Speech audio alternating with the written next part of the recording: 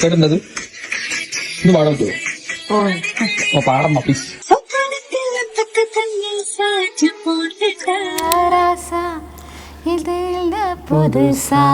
സ്വരസ്ഥാനം അറിയാ, അല്ലെങ്കിൽ ഇപ്പൊ ആ പാട്ട് കേട്ട ഏതാ രാഗം എന്ന് പറയാ, അതൊന്നും നമുക്ക് കിട്ടിയിട്ടില്ല. പഠിച്ചോന്ന് വെച്ചാൽ ഒരിത്തിരി ഇങ്ങനെ കാണാക്കടവിൽ പൊന്നൂഞ്ഞാൽ പടിയിൽ നിന്നോണച്ചിന്തും കേട്ടില്ല.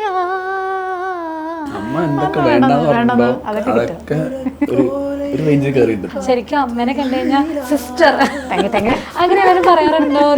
എത്രയോ ആൾക്കാർ കുശുമ്പൊക്കെ വരാറുണ്ടോ? ഞാൻ പറയും അമ്മയാണ്, നല്ല വയസ്സെന്ന് പറയും. നീ പണ്ടേ എന്നോടൊന്നും മിണ്ടിയില്ല. അമ്മയാണോ അപ്പൊ പാട്ട് പഠിപ്പിച്ചതും പാട്ടിലേക്ക് കൊണ്ടുവന്നതൊക്കെ? ചെറുപ്പം മുതലേ ഇതാണല്ലോ, വീട്ടിൽ നിന്നാണേലും ഇതാണ് ഫുൾ കേൾക്കുന്നത്. അച്ഛനും അമ്മയും സിംഗേഴ്സ് ആയതിന്റെ അച്ഛനാണ് ശരിക്കും ഞങ്ങളുടെ കിങ്. നല്ല രീതിയിൽ ഫേമസ് ആണ്. മലബാർ സൈഡിലോട്ട് വളരെ ഫേമസ് ആയിട്ടുള്ള ആളായിരുന്നു. അച്ഛൻ മരിച്ചു ഒരു 7 വർഷം ആവാറായി. കേരളത്തില് നമ്മൾ ഈ ഇപ്പൊ കാണുന്നത് പെർഫോം ചെയ്തുകൊണ്ട് പാട്ട് പാടില്ലേ, ആ ട്രെൻഡ് കൊണ്ടുവന്നത് അച്ഛനാണ്. ഒരു 2000 പാടിയ പാട്ട് ഇപ്പോ വൈറലായിട്ട് ഇങ്ങനെ യൂട്യൂബിലുണ്ട്. കൂടെ പാടുന്നത് കണ്ണൂർ ഷെരീഫ് ഒക്കെയാണ് കൂടെ. ഹായ് ഹലോ, എല്ലാവർക്കും നമസ്കാരം. ഇൻസ്റ്റഗ്രാമിലൂടെ നമുക്ക് പാട്ട് പാടിത്തരുന്ന ഒരു അമ്മയും മോനും ഉണ്ട്. അവരാണ് ഇന്ന് എന്നോടൊപ്പം ജോയിൻ ചെയ്യുന്നത്. അതെ, റാണി അമ്മയും റിതിനും. വെൽക്കം. Thank you. വെൽക്കം. എനിക്കൊന്ന് ഇൻസ്റ്റഗ്രാം എടുത്തിങ്ങനെ സ്ക്രോൾ ചെയ്യുന്ന സമയത്തില്ലേ, ഒരമ്മയും മോനും നമുക്കിങ്ങനെ പാട്ട് പാടിത്തരും. നമ്മളത് മൊത്തം കേൾക്കും. പിന്നെ അടുത്ത പാട്ടിന് വേണ്ടിയിട്ട് വെയിറ്റിംഗ് ആണ്. ഈ പാട്ട് നോക്കി കേട്ടുന്നത് ഇന്ന് പാടാൻ പറ്റുമോ? പാടമ്മ പ്ലീസ്. ദേവരക്കകത്തെ പാട്ട് പാടി ഈ വീഡിയോ നമ്മൾ കാണുന്നില്ലേ, അത് ഒറിജിനലാണ് ശരിക്കും. അതായത് അതിന് തൊട്ടു മുന്നേ നടന്ന സാധനം തന്നെയാണ് നിങ്ങൾ ഇതിൽ കാണിക്കുന്നത്. തൊട്ടു മുന്നേ ശരിക്കും നടന്ന തന്നെയാണ്. അമ്മ നടക്കൂല പറഞ്ഞു, പറ്റൂല, ആ സാധനം തന്നെ. ഞാൻ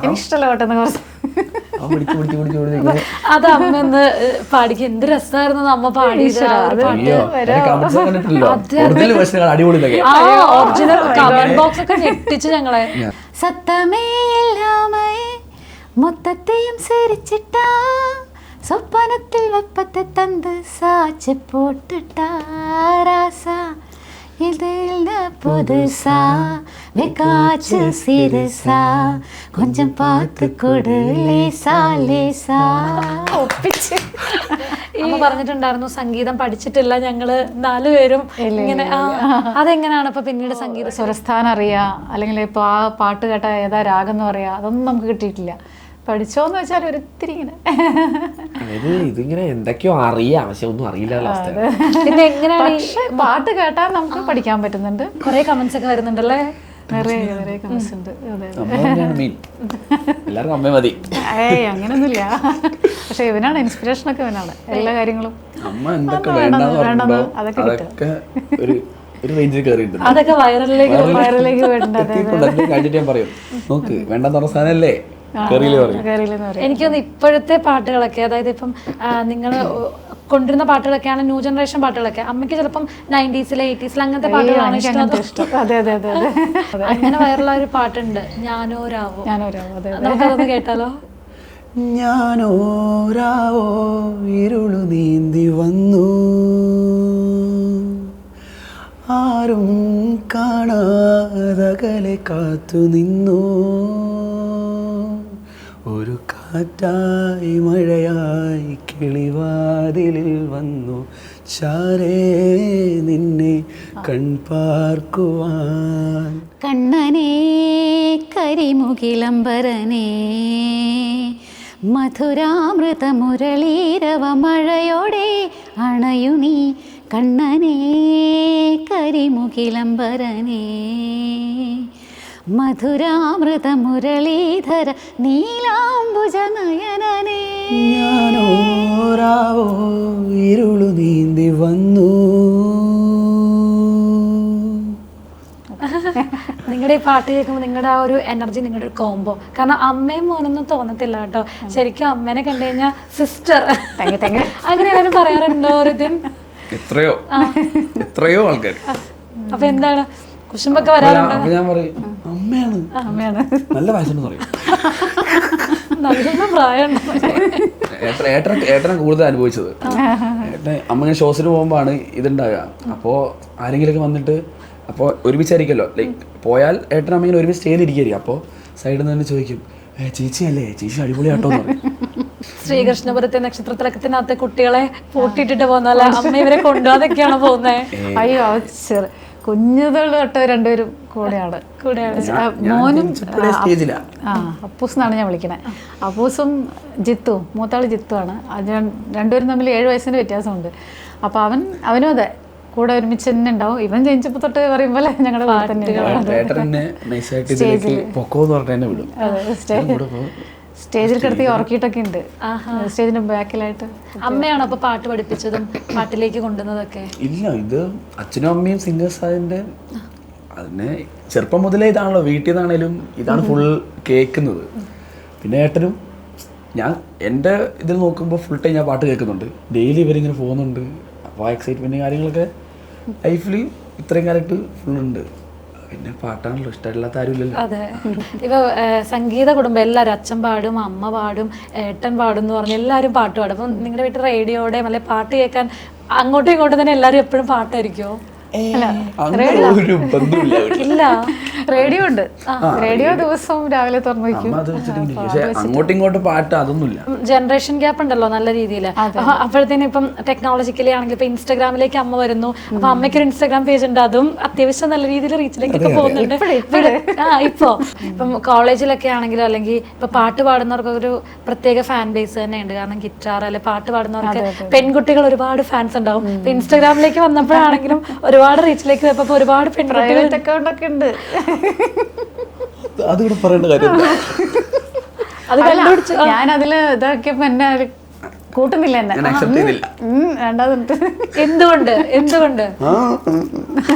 അതിന്റെ പേഴ്സണൽ അത് അവിടെ മതിയെന്നറിയോ. അപ്പൊ പ്രണയമൊക്കെ ഉണ്ടോ?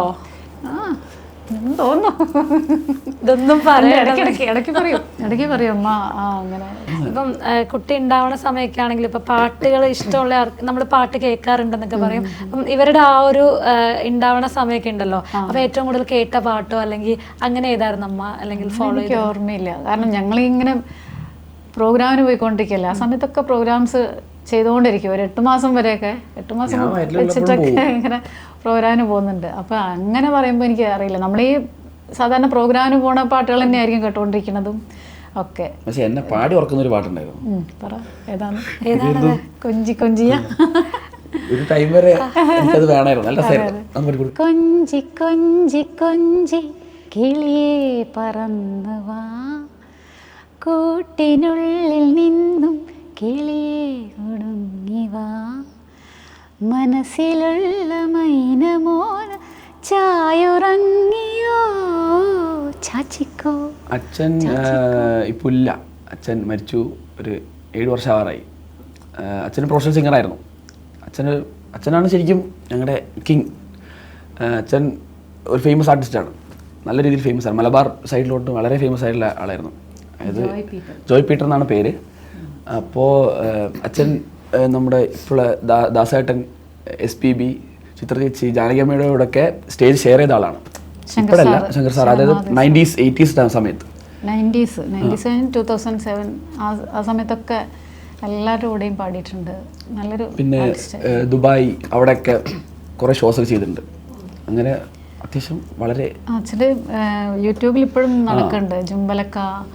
ദുബായിൽ ആ സമയത്ത് ഒരു 2000 പാടിയ പാട്ട് ഇപ്പോൾ വൈറലായിട്ട് ഇങ്ങനെ യൂട്യൂബിലുണ്ട്. നല്ല രീതിയിൽ റീച്ച് കൂടെ പാടുന്നത് ഇപ്പോൾ ഉള്ള ഷെരീഫില്ലേ, കണ്ണൂർ ഷെരീഫ് ഒക്കെയാണ് കൂടെ. അവരൊക്കെ ഒരു കോംബോ ആയിട്ട് പോവായിരുന്നു ഗൾഫിലെ പ്രോഗ്രാംസിനൊക്കെ ആയിട്ട്. അങ്ങനെയൊക്കെ ഒരു മലബാർ എനിക്കൊന്ന് പാട്ടുകൾക്ക് ഭയങ്കര ഇമ്പോർട്ടൻസ് അതില് പെർഫോം ചെയ്തിട്ട് പാടുന്ന. കേരളത്തില് നമ്മൾ ഇപ്പൊ കാണുന്നത് പെർഫോം ചെയ്തുകൊണ്ട് പാട്ട് പാടില്ലേ, ആ ട്രെൻഡ് കൊണ്ടുവന്നത് അച്ഛനാണ് കേരളത്തില്. അച്ഛന് എന്ത് പറ്റിയതായിരുന്നു? അച്ഛനൊരു ആക്സിഡന്റിൽ ഇതായതാണ്, മരിച്ചുപോയതാണ്. നിങ്ങളും ഈ ഒരു പാട്ടായിരുന്നു നിങ്ങളെ കണക്ട് ചെയ്തത്? ഞാൻ ശരിക്കും വയനാട് സ്വദേശിയാണ്, വയനാട്ടിലാണ് വീട്. അവിടുന്ന് ഇവരുടെ ടീമിലേക്ക് പാടാൻ വിളിച്ചത് തന്നെ. ഒരു 89 തലശ്ശേരിക്ക് വന്നതാണ് ഞാൻ. മെലഡി മേക്കേഴ്സ് എന്നൊരു ടീമുണ്ടായിരുന്നു. അത് നമ്മുടെ ATM സാറിൻ്റെ, ATM സാറാണ് എൻ്റെ ഫണ്ടർ. അതിനങ്ങനെ വന്നതാണ്. അവർ ടീമിലേക്ക് പാടാൻ വന്നു. പക്ഷേ 93 ആയപ്പോഴാണ് ഞങ്ങളുടെ കല്യാണം കഴിഞ്ഞത്. അങ്ങനെ അതിൽ വന്നിട്ട് തന്നെ കല്യാണം കഴിച്ചു. പ്രണയിച്ചു തന്നെയായിരുന്നു. യെസ്. ഇപ്പം അച്ഛനെ പറ്റി ഓർക്കുമ്പോൾ അല്ലെങ്കിൽ അമ്മയ്ക്കാണെങ്കിൽ ഇപ്പോൾ ഒരുപാട് പാട്ടുകൾ ഉണ്ടായിരിക്കും നിങ്ങൾ ഒരുമിച്ച് പാടിയത്. അങ്ങനെ ഏതൊരു പാട്ടാണ് ഏറ്റവും? താരാപഥം പാടാറുണ്ട്. ഗുരുവായൂരപ്പ ഗുരുവായൂരപ്പ ഗുരുവായൂരപ്പ நான் கொண்ட காதலுக்கு நீதானே சாட்சி ராதே உனக்கு சொன்ன வேதம் என்ன நான் போகும் பாதை என்னாலும் உன் பாதை குருவாயூரப்பா குருவாயூரப்பா நான் கொண்ட காதலுக்கு നീതാനേ സാക്ഷി. കുറേ സ്റ്റേജ് പാടി. അച്ഛൻ തമിഴ് സിംഗറാണ്. തമിഴ് സിംഗറാണ്. രജനിയുടെ വൻ ഫാനാണ്. രജനി സാറിന് ഭയങ്കര ഫാനാണ്. പിന്നെ പ്രഭുദേവയുടെ പാട്ടൊക്കെ പാടിയിട്ടാണ് ഹിറ്റ് ആയില്ലായിരുന്നത്. അതിനോട് മാച്ച് ചെയ്യാൻ അതിപ്പോ ഏത് സ്റ്റേജിൽ നിന്നാലും ഇപ്പൊ ഞാൻ റാണി ജോയ് പീറ്റർ എന്നാണ് അറിയപ്പെടുന്നത്. അപ്പോൾ റാണി സ്റ്റേജിൽ എന്നാൽ ചോദിക്കും നമ്മളോട് എന്താ പേര്? റാണി. അപ്പോൾ ആരെങ്കിലും ഇങ്ങനെ പറയും ജോയ് പീറ്ററിൻ്റെ വൈഫാന്ന് പറയുമ്പോഴേക്കും അതിൻ്റെ കളർ മാറി. അപ്പോഴേക്കും അവരുടെ ആ ഒരു നമ്മളോട് റെസ്പെക്റ്റും നമ്മളെ കാണുന്നത് അതൊക്കെ ശരിക്കും വേറെ എന്താ പറയുക. ഇപ്പൊ പറഞ്ഞ ഓറ, അതാണ് ഓറയാണ് ജോയ് പീറ്റർ എന്ന് പറഞ്ഞാൽ. ഫാൻസ് എന്ന് പറഞ്ഞാൽ ആ സമയത്ത് ഞാൻ ലൈവായിട്ട് ഞാൻ എക്സ്പീരിയൻസ്, ഞാൻ ചവിട്ടുനാടൻ ഞാൻ പഠിപ്പിക്കുകയായിരുന്നു, ട്രെയിനറാണ്. അപ്പോൾ ഇങ്ങനെ ഒരു സ്കൂളിൽ ഞാൻ പഠിപ്പിക്കാൻ പോയി. മലപ്പുറത്താണ് സ്കൂള്. പോയ സമയത്ത് ഇങ്ങനെ പോയി.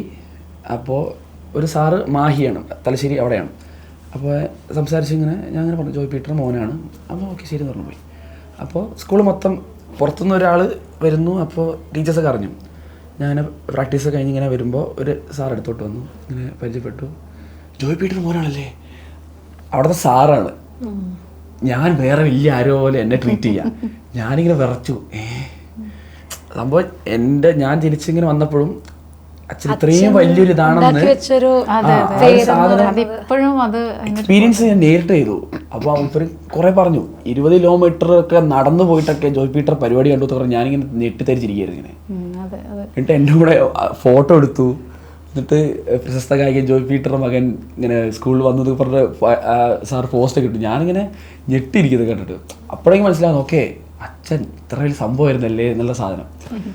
അത് ഞങ്ങളടക്ക് ഇങ്ങനെ പറയും, ഏട്ടൻ പറയും അങ്ങേരുണ്ടാക്കിയതൊന്നും നമ്മളെ കൂടെ പറ്റൂല മോനെ. രാജാവ് എന്ന് പറയും. ഞങ്ങൾ രാജാന്ന് വിളിക്കാം, രാജാവ് തന്നെ വിളിക്കില്ല. രാജാവ് ഉണ്ടാക്കിയ ഓളൊന്നും നമ്മളെ കൂടെ നടക്കൂല മോനെ എന്ന് പറയും. അത് വേറെ ലീഗാണ്, നമുക്ക് അടുക്കാൻ പറ്റില്ല.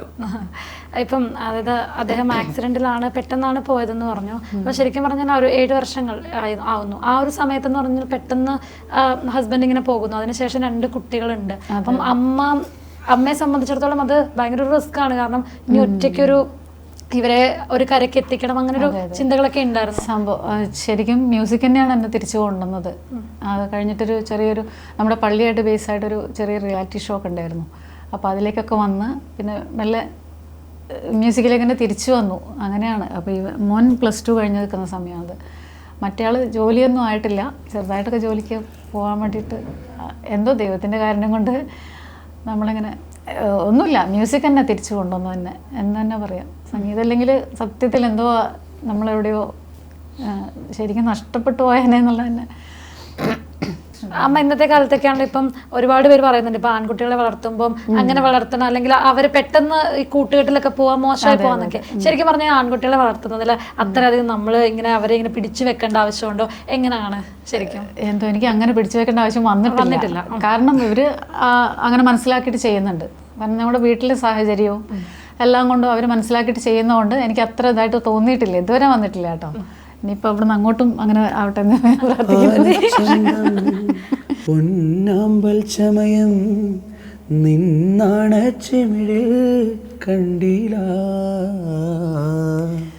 കാണക്കടവിൽ പൊന്നൂഞ്ഞാൽ പടിയിൽ നിന്നോണച്ചിന്തും കേട്ടില്ല